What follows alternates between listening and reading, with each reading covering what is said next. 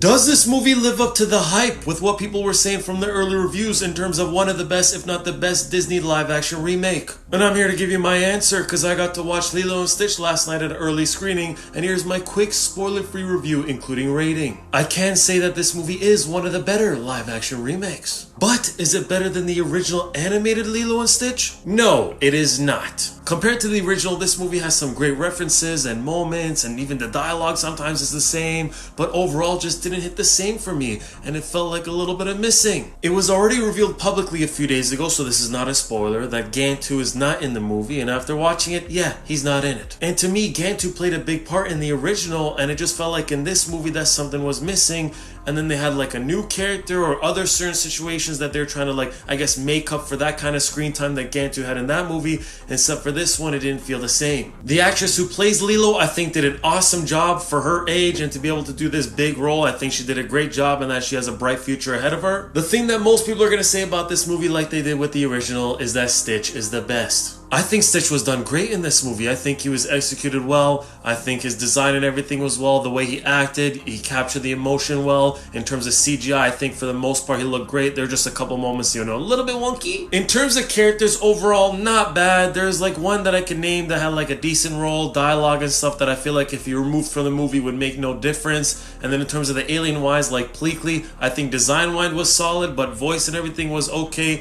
And then Jumba, I think the voice I did not like at all. I think if they turn into the human, that they have that human voice, and then when turn back to the alien, I feel like it would have been nice to get the original voice actors. I like that this movie's not exactly the same as the original in terms of like every scene and dialogue, and that like the same events kind of happen but in a different way. But then there are times where I feel like, they should have not skipped that part from the original, or they could have done this instead of that. And I also feel like the pacing of this movie was a little bit like in the beginning a little fast. This movie had some great emotional moments where you're like, ooh, you could feel it. I feel like they could have tapped in a little bit more on like the Hawaiian side and kind of showing more of the culture from the movie. Jokes wise, there were some funny moments, and then others were like didn't hit the same. And then the music I think was solid, similar to the original. But in terms of like comparing this movie to the original, it didn't capture that same magic for me. Now it's time to rate the movie. I give it a nice 6.5 to 7 out of 10. Would I recommend you to watch this movie? Well, if you like the original animated ones, then yes, I think this would be a nice watch.